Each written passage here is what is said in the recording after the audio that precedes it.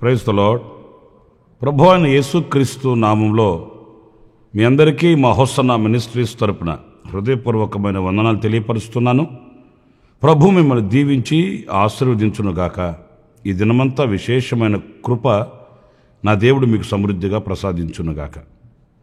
ప్రియులారా, పరిశుద్ధ గ్రంథంలో ఈరోజు సామెతల గ్రంథం 8వ అధ్యాయం 33వ వాక్యాన్ని నేను చదువుతున్నాను. ఉపదేశమును నిరాకరింపక దానిని అవలంబించి జ్ఞానులై ఉండుడి. చూడండి, ఈ వాక్య భాగంలో ఉపదేశమును నిరాకరింపక అంటే త్రోసివేయక, ఉల్లంఘించక, ఆ ఉపదేశమును అంగీకరించిన వారై జ్ఞానులై ఉండండి. అంటే ఉపదేశము ఒక వ్యక్తికి దైవ జ్ఞానాన్ని ప్రసాదిస్తుందండి. వాస్తవంగా మన యొక్క తీరు ఎలా ఉంటుంది అని అంటే, మనకు అంతా తెలుసు అనుకుంటాం, నాకు తెలియందేంటి అనే అహంకారపు మత్తులో తొలతొగుతుంటాము. అందుచేత ఉపదేశించబడినప్పుడు అంటే తెలియపరచబడినప్పుడు, బోధించినప్పుడు, ప్రకటించినప్పుడు ఆ బోధింపబడిన వాటికి శిరస్సు వంచలేమండి.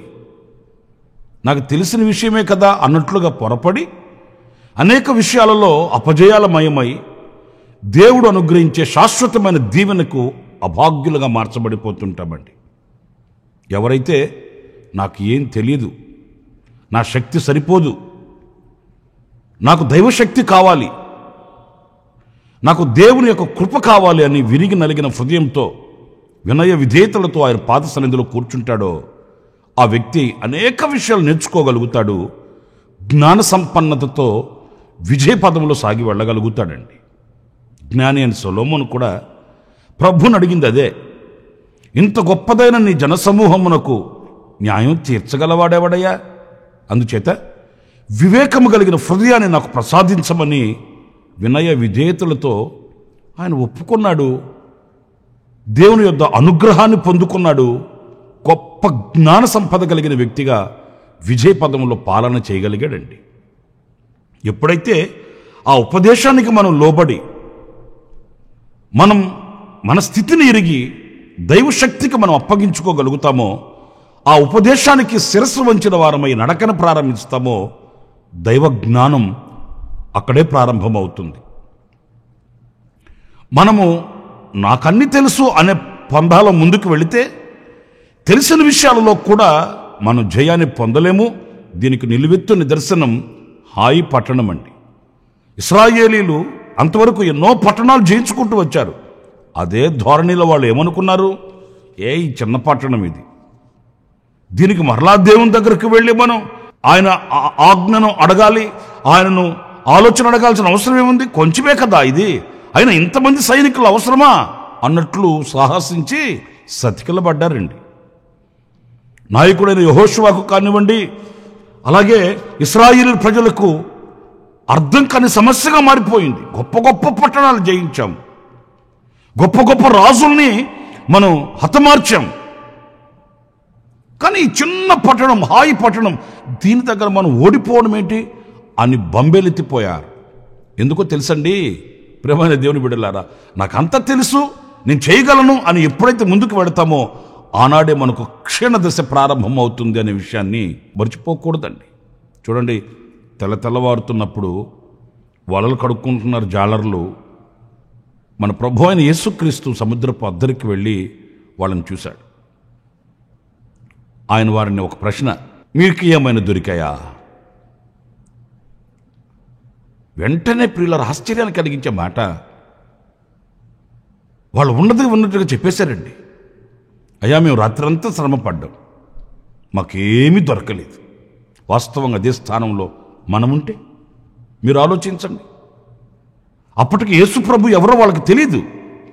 ఒక క్రొత్త వ్యక్తి వచ్చి ఏమంటే మీరు రాత్రంతా కష్టపడ్డారు, ఏమైనా సంపాదించారని అడిగితే మొహమాటానికైనా ఏమంటాం మనం? పర్లేదండి, అంత కాదు కానీ కొంత పర్లేదండి అని గౌరవ పదానికైనా అబద్ధం చెప్తామండి. ఏం దొరకలేదండి అని అంటే వీడెవడో అసమర్థుడు ఉన్నట్టున్నాడు, చేతగానోడు ఉన్నట్టున్నాడు వీడు అని అనుకుంటారేమోనని, మనుషులకు మనం ఏదో గొప్పవాళ్ళగా ప్రకటించుకోవాలని లేనిది కూడా ఉన్నట్లుగా చెప్తాం. కొంచెం పడ్డాయండి, ఇప్పుడే మా పిల్లలు ఇంటికి తీసుకుని వెళ్ళారండి, మేము కూడా సిద్ధపడి వెళ్ళిపోతున్నాం, ఖాళీ చేసుకుని వెళ్ళిపోతున్నామండి అని ఏదో కవర్ చేసుకుంటామండి. కానీ వాళ్ళు గొప్ప దీవెని పొందుకోవడానికి పునాది ఏంటో తెలుసండి? హృదయంలో ఉన్నది ఉన్నట్టుగా చెప్పేశారండి. అయ్యా మేము రాత్రంతా శ్రమ పడ్డాం, ఖాళీగా ఏమీ లేము, కష్టపడ్డాం, రెక్కలు ముక్కలు చేశాం, రక్తాన్ని ఆవిరి చేశాం, కానీ ఎందుకోగానే మా బ్రతుకు ఎలాగైపోయింది, ప్రతిఫలం లేని బ్రతుకుగా మార్చబడిపోయింది, ఏమీ దొరకలేదండి అని ఉన్నది ఉన్నట్టుగా ఎప్పుడైతే చెప్పారో వెంటనే ప్రభు అన్నాడు, ఇప్పుడు వలవేయండి. ఒకవేళ వాళ్ళు గనక అబద్ధం చెప్పి పట్టామండి కొంచెం దొరికేయండి అలాగ చెప్పుండుంటే వారిని ఆయన దాటుకుని వెళ్ళిపోయి ఉండేవాడేమో. కానీ వారిని ఆయన దాటుకుని వెళ్ళలేదు. గొప్ప దీవెన, ఇప్పుడు వలవేయండి, కుడి చేతి వలవేయమన్నప్పుడు వాడు వలవేశారు. ఆయన మాట చొప్పున విస్తారమైన దీవెనలు వారికి కలిగాయండి. పురులారా, ఈ వాక్యాల సారాంశం అంతా ఒకటే, అదేంటంటే ఉపదేశానికి, ఆయన మాటకి మనం లోబడి మనం దీవెన పొందుకోగలుగుతామండి. ఇదిగో ఈ వాక్యంలో వ్రాయబడిన మాట ఏంటంటే మీరు ఆయన ఉపదేశానికి లోబడి జ్ఞానులై ఉండండి. కొంతమంది ఆయన ఉపదేశానికి లోబడక ఈరోజున ఏమవుతున్నారో తెలుసండి? చూడండి, మరొక మాట కూడా ఇర్మియా గ్రంథం 8వ అధ్యాయం 9వ వాక్యం మనం గమనించినప్పుడు, జ్ఞానులు అవమానము నొందిన వారైరి. చూసారండి, జ్ఞానులు అవమానము నొందిన వారయ్యారట. అంటే తమ జ్ఞానాన్ని పోగొట్టుకున్నారట. ఎందుచేత? వారు విషమయముంది చిక్కున పడి ఉన్నారు, వారు యెహోవా వాక్యమును నిరాకరించిన వారు. ప్రియులారా చూడండి, ఎందుకు నాకు అపజయం కలుగుతుంది, ఎందుకు నాకు అవమానం కలుగుతుంది, నా జ్ఞానమేమైంది, ఈ ప్రశ్నలు కదా మనల్ని వేధించేది. నేను శ్రమ పడుతున్నాను, ఏమి మిగలట్లేదు, నేను దేవుని మందిరానికి వెళుతున్నాను, ఎదగట్లేదు, నేను క్రైస్తవుడిగా ఉన్నాను కానీ పేదరికంలో ఉన్నాను, ఇలాంటి ప్రశ్నలతో మన హృదయం వేధింపుకి గురవుతుంటాం కదండి. ఏంటి కారణం? దేవుని వాక్యం అంటుంది, వారు యెహోవా వాక్యమును నిరాకరించిన వారు. ఎప్పుడైతే ఆ ఉపదేశాన్ని, దేవుని యొక్క వాక్యాన్ని మనం నిరాకరిస్తామో ఆనాడే మన యొక్క అపజయం మన మీద ఏలుబడి చేస్తుందండి. జ్ఞానం ఉండొచ్చు, కొంతమంది చూడండి ప్రార్థన చేయించుకోవడానికి వచ్చి చెప్తుంటారు, అయ్యా బాగా చదివేవాడేనయ్యా కానీ ఎందుకు ఫెయిల్ అయ్యాడయ్యా, చేతిలో డబ్బులు పెట్టుకునే ప్రారంభించామండి కానీ ఎందుకో అన్నిటికీ ఆటంకం ఆటంకం ఆటంకం కలుగుతుందండి. డబ్బుంటే పనులన్నీ అయిపోతాయండి? చేతి నిండా డబ్బు పట్టుకున్నంత మాత్రాన కార్యాలు సఫలమైపోతాయండి? పిల్లల అర్థం కాని అయోమయంలో ఈరోజున ఇరుకున పడినట్లుగా అనేక మంది కన్నీళ్లు కారుస్తున్నారండి. దాని అంతటికీ కారణం ఏంటో వెనక్కి తిరిగి చూస్తే ఆధ్యాత్మికంగా సతికిలబడిన అనుభవాలలో దేవుని వాక్యానికి ఎక్కడో వీళ్ళు ఎడముఖం పెడముఖం పెట్టారు. దేవుని వాక్యాన్ని నిరాకరించి వారు అజ్ఞానులైపోయారట. వాళ్ళ జ్ఞానం అవమానముగా మార్చబడిపోయిందట. నా ప్రియమైన దేవుని బిడ్డలారా, ఒకసారి మనం ఆలోచించి, మన జ్ఞానం ఏ పాటిదండి? దేవుని ఉపదేశానికి, వాక్యానికి లోబడితే ఆ వాక్యం ఇచ్చే జ్ఞానం అది తిరుగులేనిది, శక్తి కలిగినది, ఘనమైనది, ఉన్నతమైనది. అంతేకాదు, లోకంలో ఎక్కడ దొరకని పవిత్రమైన ప్రేమ, పవిత్రమైన జ్ఞానం అండి అది. ఈ పవిత్రమైన జ్ఞానం మనకు ఒక గొప్ప ఘనతను తీసుకుని వస్తుందనే విషయాన్ని మర్చిపోకూడదండి. అంతేగాని నేను ఎందుకు ఇలాగైపోయాను, నా కర్మ, మా వాళ్ళు చేసిన దోషం, వీళ్ళు చేసిన దోషం, ఇల్లు కలిసి రావట్లేదు, ఈ వీధి కలిసి రావట్లేదు, ఈ ఇల్లు కలిసి రావట్లేదు, ఎన్నో చెప్తుంటారండి. ఇళ్ళేమి కలిసి రావు, ఊర్లేమి కలిసి రావు, పట్టణాలేమి కలిసి రావు, దేశాలేమి కలిసి రావు. ఇది కాదు, అది కాదు, ఇదని తిరగడానికి మన హృదయంలో ఉండవలసిన వాక్యమై ఉన్న ఆ వెలుగు మన హృదయంలో ఉండాలండి. దీవెనకరమగు వాక్యం మన హృదయంలో ఉండాలండి. పవిత్రమైన వాక్యం, ఆయన ఉపదేశం మన హృదయంలో ఉన్నప్పుడు ప్రియులారా, ఆ హృదయంలో నింపబడిన ఆ వాక్యం మనకు త్రోవ చూపిస్తుంది, మనకు జయాన్ని ప్రసాదిస్తుంది, నూతనమైన మార్గాలలో నడిపిస్తుంది, క్రీస్తు కొరకు మనల్ని పత్రికలుగా నిలబెడుతుంది దేవుని వాక్యం. ఆ వాక్యానికి దూరం అయితే మనకు జయం ఎలా కలుగుతుందండి? కనుక నా ప్రియమైన సహోదరులారా, వాక్యమును, ఉపదేశాన్ని మనం నిరాకరించకూడదు అనే విషయాన్ని ఈ వాక్యంలో మనం గమనిస్తున్నాం. మరొక మాట కూడా నేను మీకు జ్ఞాపకం చేయనా?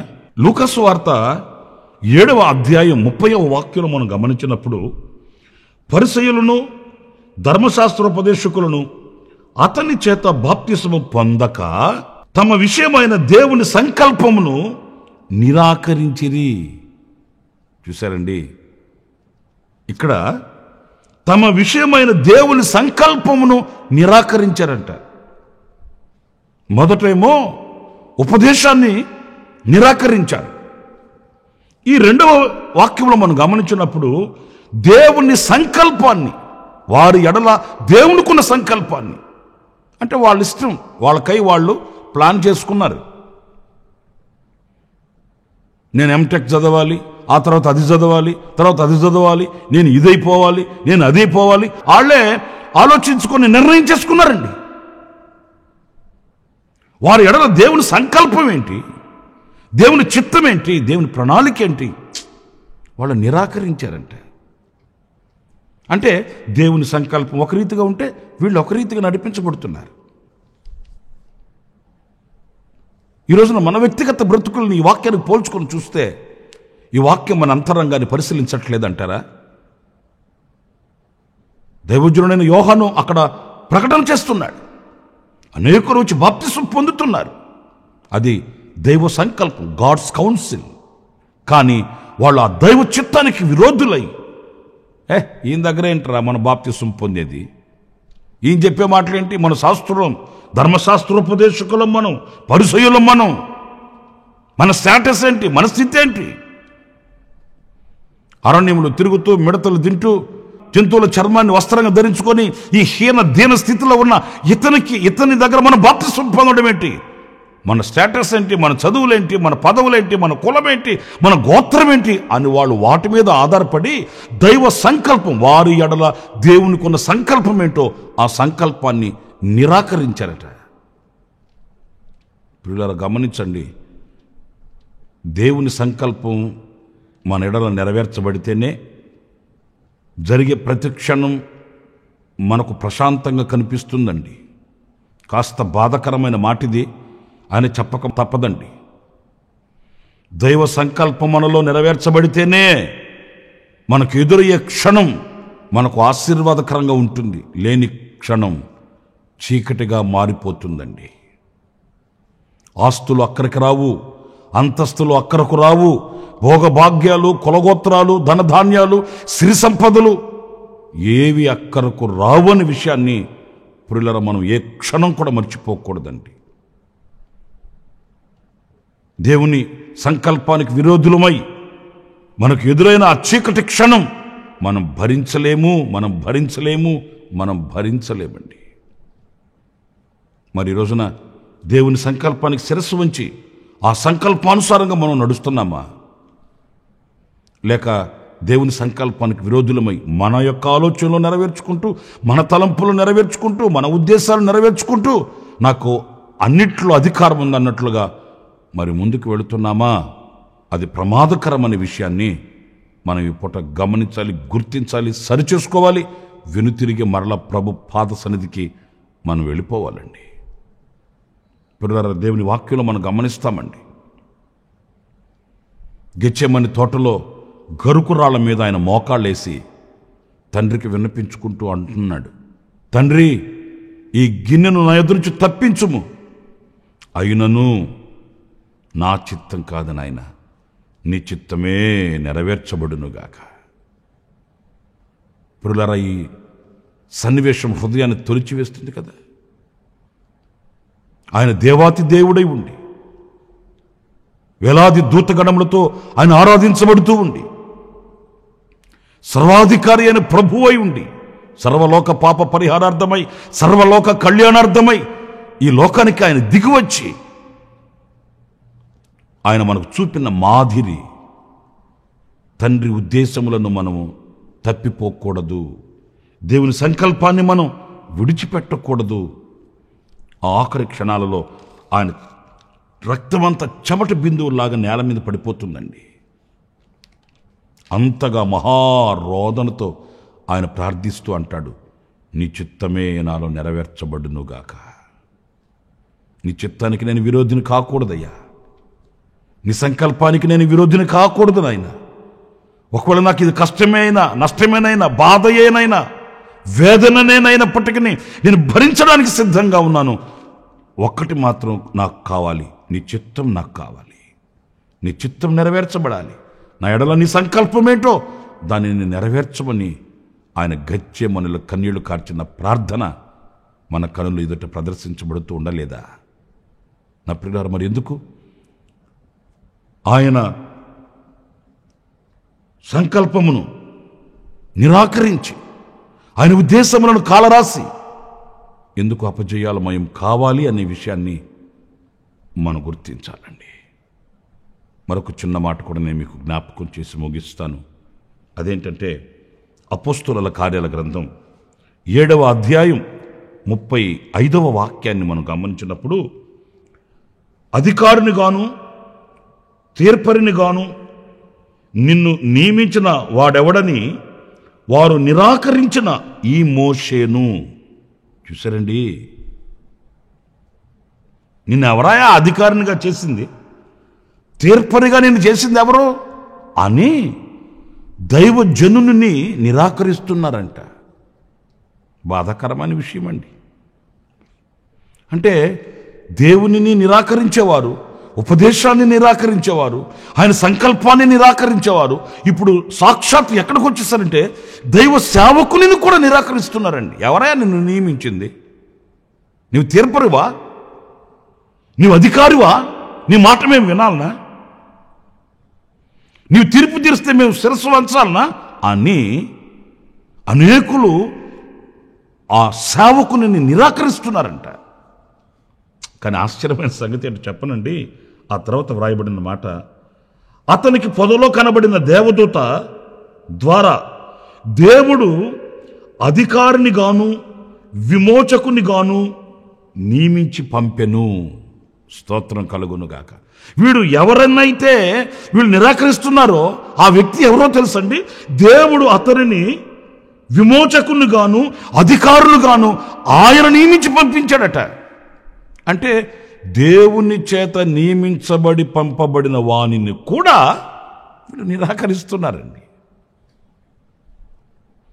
ప్రియులారా, ఐగుప్తులో ఇశ్రాయేలీయులు నలిగిపోతున్నప్పుడు సాక్షాత్తు దేవుడు దిగి వెళ్ళి, సాక్షాత్తు దేవుడు ఫరోతో మాట్లాడి, సాక్షాత్తు దేవుడు వాళ్ళ కనుల ఎదుట కనబడి వాళ్ళని విమోచించలేదు. ఆ దేవుని స్థానంలో ఒక సేవకుని దేవుడు నిలబెట్టాడండి. మర్చిపోతున్నారు ఈ రోజున. దేవుడే గొప్ప కార్యాలు చేసి వారిని ఐగుప్తులోంచి విడిపించాడు. అయితే ఇశ్రాయేలు ప్రజలు సాక్షాత్తు దేవుని చూశారండి, దేవునితో మాట్లాడారండి. ఫరో ఎదుటికి దేవుడే వెళ్ళి మాట్లాడాడండి? నో, కాదండి.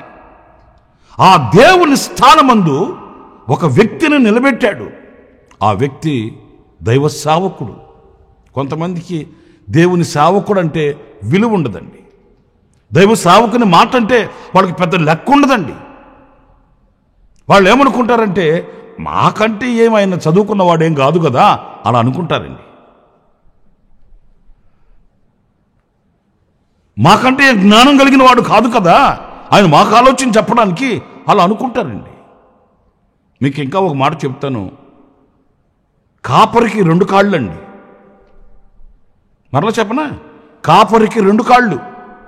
గొర్రెకు 4 కాళ్ళు. ఇప్పుడు 4 కాళ్ళు ఉన్న గొర్రెతో 2 కాళ్ళు ఉన్న కాపరి తిరగాలండి. ఈ గొర్రె ఏమనుకుంటుందో తెలుసా అండి, నాకు 4 కాళ్ళు కదా ఉండేది, నాకున్నంత వేగం ఈ కాపరికి 2 కాళ్ళే, ఈ 2 కాళ్ళ కాపరి నాతో పరిగెత్తుతాడా అనుకుంటారండి. కానీ ఆ 2 కాళ్ళ కాపరిని దేవుడు నియమించింది, అక్కడ దేవుడు స్థిరపరిచింది. ఎందుకంటే ఈ 4 కాళ్ళ గొర్రెకి వేగం ఎక్కువ కదా, స్పీడ్ ఎక్కువ కదా, దాన్ని కంట్రోల్ చేయాలంటే ఈ 2 కాళ్ళ కాపరే కావాలండి. ఏ గొర్రె అయితే తన 4 కాళ్ళు నాకున్నాయి అనుకునే పరిస్థితిని, ఆ వేగాన్ని కాస్త లోపరుచుకొని కాపరి దగ్గర అణిగిమణిగి ఉంటుందో, కాపరిని వెంబడిస్తుందో, కాపరికి లోబడి ఉంటుందో, ఆ గొర్రె, ఆ విశ్వాసి, ఆ వ్యక్తి దీవించబడతాడండి. వాళ్ళు మోషే మీద తిరగబడుతున్నారట. నిన్ను ఎవడయ్యా నియమించింది? అధికారికి నేను పెట్టింది ఎవరు? నువ్వు తీర్పరివా నువ్వు మాకు? అట్లాగని. కానీ వాక్యం అంటుంది, దేవుడు అతనిని నియమించింది. ప్రియులరా, ఒక సేవకుని దీవెన మనకు కావాలి, ఒక సేవకుని ప్రార్థన మనకు కావాలి, ఒక సేవకుని యొక్క ఆశీర్వాదం మన తరతరాలు మనం అనుభవించాలండి. తల్లి అయిన హన్నా దేవుని మందిరానికి వెళ్ళి ఆమె హృదయ వేదనంతా ఆమె కుమ్మరించుకుంటుంది. మీకు ఒక ఆశ్చర్యమైన సంగతి చెప్పనా? దేవుడు అంతవరకు ఆమె గర్భాన్ని మూసివేసి ఉన్నాడండి. అయితే ఆ రోజున దేవుడు ఆమెకు ఒక అద్భుతం చేయాలనుకున్నాడు. అయితే దేవుడు అద్భుతం చేయాలనుకున్న ఆ సందేశాన్ని ఆమె యొద్దకు తీసుకుని వచ్చిన వ్యక్తి ఎవరు? దైవజనుడండి.